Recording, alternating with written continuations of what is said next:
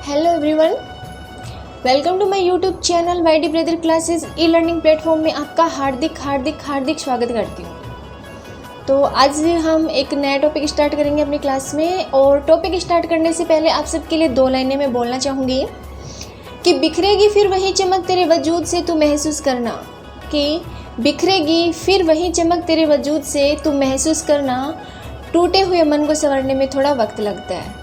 तो जो कंटिन्यू मेहनत कर रहे हैं, जिनका एग्ज़ाम क्वालिफाई नहीं हुआ, जो रह जाते हैं 1 नंबर से आधे नंबर से, वो निराश ना हो, अपने मन को टूटने ना दे, कंटिन्यू जो है वो प्रिपरेशन करते रहें। ठीक है। गरजे जब बादल तो बरसने में थोड़ा वक्त लगता है, इस बात को ध्यान रखिएगा और कंटिन्यू अपनी मेहनत कीजिएगा। तो स्टार्ट करते हैं आज का अपना नया टॉपिक।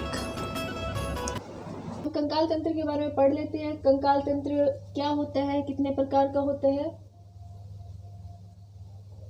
कंकाल तंत्र, तो देखिए मैं यहाँ पे डिवाइड कर रही हूँ कंकाल तंत्र को 2 भागों में। और एक बार मैं वैसे बोल के बताऊंगी, फिर मैं डिवाइडेशन करूंगी तो उसमें ज़्यादा टाइम कंज्यूम होगा। इसके लिए मैं आपको डायरेक्ट लिख भी देती हूँ और बता भी देती हूँ। तो देखिए कंकाल तंत्र को हम 2 भागों में डिवाइड करते हैं। सबसे पहले मैं इसको लिख रही हूँ एंडो कंकाल तंत्र, एंडो सिस्टम, ठीक है। और दूसरा मैं लिख रही हूँ इसको एक्सो सिस्टम, एक्सो सिस्टम। एंडो और एक्सो का मतलब क्या होता है? देखिए एंडो का मतलब जो है वो होता है यहाँ पे बाह्य, बाह्य कंकाल, बाह्य कंकाल। और एक्सो का मीन्स होता है यहाँ पे आंतरिक, आंतरिक कंकाल। अब देखिए इन दोनों में क्या फर्क होता है कि एंडो और एक्सो, इन दोनों में क्या फर्क होता है। तो देखिए एंडो और एक्सो में फर्क इतना होता है कि एक कंकाल जो कि शरीर के अंदर है, हड्डियों का ढांचा है, वो आंतरिक कंकाल हो जाता है। और बाह्य कंकाल जो शरीर के बाहर जो हार्ड जो ढांचा बना हुआ है, जो कि शरीर को, पूरे शरीर को सेफ्टी प्रदान करता है, वो होता है बाह्य कंकाल। तो जैसे हम देख सकते हैं बाह्य कंकाल के अंदर की जैसे केंचुआ है, शंख है, सरीसृप वर्ग के कुछ प्राणी होते हैं, तो उनका जो कंकाल होता है, बाह्य जो आवरण होता है, बहुत हार्ड होता है, जो कि उनकी पूरी बॉडी को प्रोटेक्शन प्रदान करता है। तो वही होता है इसमें बाह्य कंकाल, जैसे एग्जांपल मैंने आपको बताया। और आंतरिक कंकाल जो होता है सभी में होता है, मैमल्स, जीव जंतु जो भी है, इनमें हम सब में क्या होता है, आंतरिक कंकाल होता है। फिर इसके बाद अगर कंकाल तंत्र के बारे में पढ़ना स्टार्ट करते हैं, उसको बाद में डिवाइड करेंगे। इसके बाद में थोड़ा बता देती हूँ। देखिए कंकाल तंत्र के बारे में कि शिशु अवस्था में, शिशुओं में कितनी हड्डियां पाई जाती हैं? शिशु में 300 हड्डियां पाई जाती हैं, ठीक है। ये बेसिक नॉलेज के लिए हम बता रहे हैं, बाद में इसका कंकाल तंत्र का हम स्टार्ट करेंगे। फिर इसके बाद में बाल्यावस्था में कितनी पाई जाती हैं? देखिए बाल्यावस्था में, बाल्यावस्था और वयस्क दोनों में अलग अलग पाई जाती है। शिशु में 300 पाई जाती है, बाल्यावस्था में 270 पाई जाती है, ठीक है, 270 पाई जाती हैं। इसके अलावा वयस्कों में कितनी पाई जाती है? शरीर परिपक्व हो जाता है तो उनमें 206 हड्डियां पाई जाती हैं, ठीक है। फिर आता है कि हड्डियों में जो मेन जो एलिमेंट्स होते हैं क्या क्या होते हैं, तो देख लीजिए। हड्डियों में कैल्शियम होता है, फास्फोरस होता है, कैल्शियम होता है, फास्फोरस होता है और सल्फर होता है। ये तीनों ही जो हैं वो हड्डियों में सर्वाधिक पाए जाते हैं। और इन तीनों में भी सर्वाधिक मात्रा में क्या पाया जाता है हड्डियों में, तो हमें पता होना चाहिए कि कैल्शियम जो होता है वो सर्वाधिक पाया जाता है। और वो कितना पाया जाता है, तो वो भी अगर एग्जाम में पूछ लिया जाए मात्रा, जैसे कि माइंड का अगर वेट पूछ सकता है, तो हो सकता है कि वो इसका भी पूछ ले कि कैल्शियम जो है कितनी मात्रा में पाया जाता है। देख लीजिए कैल्शियम जो होता है वो हमारे शरीर में 1200 ग्राम पाया जाता है। कितना पाया जाता है? 1200 ग्राम कैल्शियम पाया जाता है। ठीक है। इसके अलावा हम देखते हैं अस्थियों में कौन सा प्रोटीन पाया जाता है। देख लीजिए, अस्थियों में जो प्रोटीन पाया जाता है, अस्थियों में इलास्टिन प्रोटीन पाया जाता है। कौन सा प्रोटीन पाया जाता है? इलास्टिन प्रोटीन यहाँ पे पाया जाता है।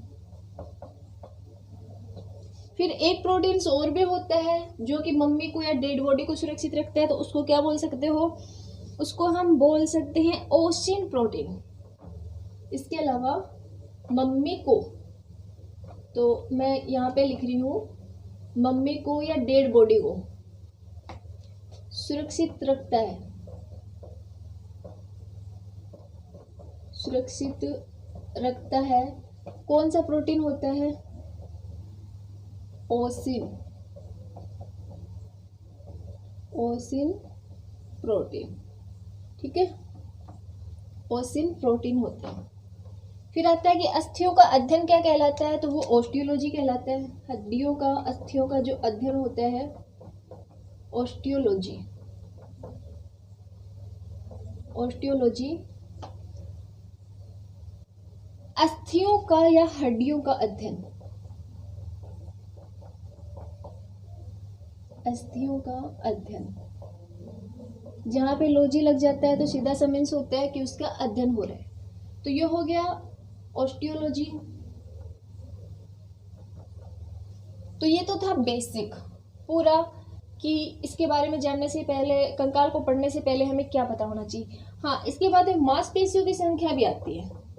शरीर में मांसपेशियों की संख्या, मांसपेशियों की जो संख्या है वो कितनी होती है? 639। ये भी आपको याद रखना है। शरीर में मांसपेशियों की संख्या कितनी होती है? 639 होती है, ठीक है। और मांसपेशियां क्या होती हैं आगे पढ़ेंगे हम इसी में। तो अभी हम स्टार्ट कर देते हैं, थोड़ा सा हम इसके बारे में डीप पढ़ लेते हैं और कंकाल तंत्र जो है उसको हम डिवाइड कर देते हैं, ठीक है। तो कंकाल तंत्र जो है, मनुष्य का कंकाल तंत्र हम पढ़ेंगे इधर, और उसको दो भागों में हम डिवाइड करेंगे। दो भाग कौन कौन से होते हैं और उनमें क्या क्या पाया जाता है, चलो देखते हैं। तो देखिए, सबसे पहले मैं इसको डिवाइड कर रही हूँ अक्षीय कंकाल, अक्षीय कंकाल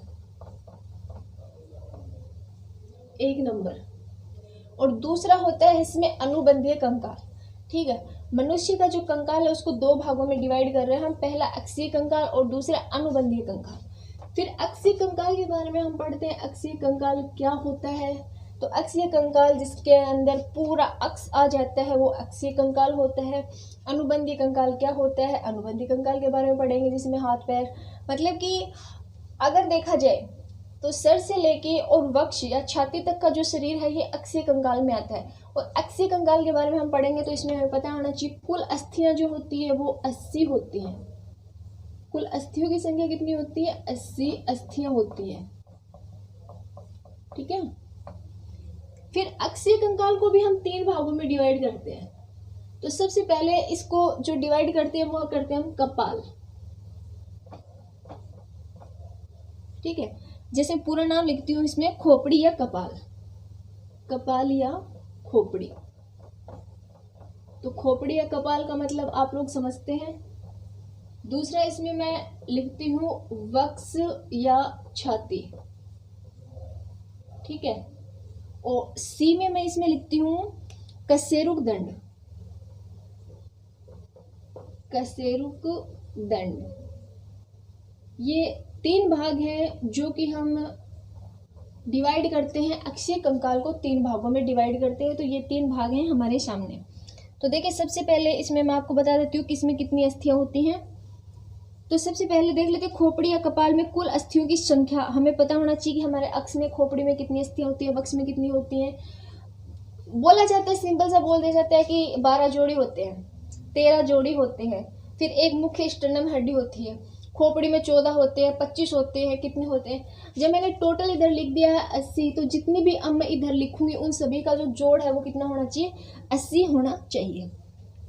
देख लीजिए, 29 हड्डियां किसमें? खोपड़ी में पाई जाती हैं, 29 अस्थियां।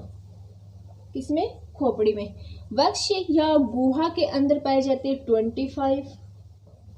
इन सभी का जोड़ आप लोग कर सकते हो, ठीक है। उसके बाद कशेरुक दंड में कितनी पाई जाती है? तो इसमें पाई जाती है कुल 20 हड्डियां, अस्थियां, हड्डियां। तो अब इनका जोड़ अगर आप करते हो तो आपके पास आना चाहिए 18, ठीक है। एक मुख्य स्टेनम और है जो कि अभी आएगी आपके सामने।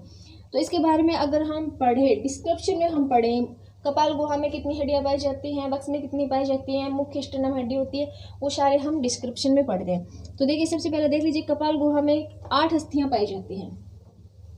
कपाल गुहा में पूरा खोपड़ी जो बना हुआ है, कॉमन सी बात है, हड्डियों से मिलके बना हुआ है, पूरा जो सर बना हुआ है हमारा, 8 अस्थियां पाई जाती हैं। ये तो हमें पता है कि हड्डियों से मिलके बना होता है, बस इतना नहीं पता होता है हमें कि किसमें कितनी पाई जाती है, कहाँ पाई जाती है। इसके बाद भी देख लीजिए, इसमें मस्तिष्क को, इनका कार्य क्या होता है? इन अस्थियों का कार्य क्या होता है? मस्तिष्क को ढके रखना। मस्तिष्क को ढके रखना, इन अस्थियों का कार्य होता है मस्तिष्क को ढके रखना, ठीक है। मस्तिष्क को ढके रखना। चेहरे में कुल कितनी हड्डियां पाई जाती है? मतलब जो हमारा फेस है, कपाल को छोड़िए, पूरे चेहरे में कितनी हड्डियां पाई जाती हैं? तो वो पाई जाती है चेहरे में कुल 14 हड्डियां पाई जाती हैं। चेहरे में 14 हड्डियां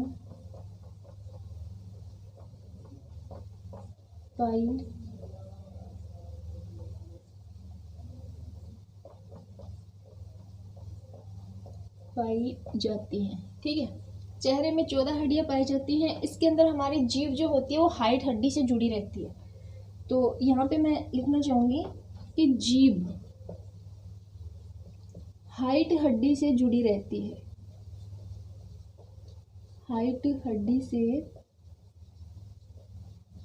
जुड़ी रहती है।